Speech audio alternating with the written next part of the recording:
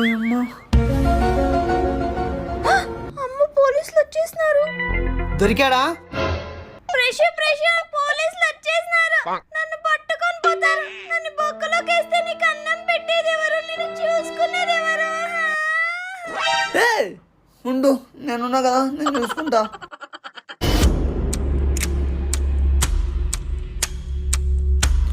ఏంది వీడు బిత్తర చూపులు చూస్తున్నాడు? రేయ్, ఆ పని చేసింది నువ్వే కదా? సార్ ఏదో తెలియక చేసినాను సార్, వదిలేండి సార్. రేయ్, నీ మీద 320, 420, 520 అన్ని కేసులు నీ మీద రారా? Sir sir sir sir sir sir sir దొంగ దొరికాడు సార్. ఏంటయ్యా, నేను కాదని చెప్పాలిగా.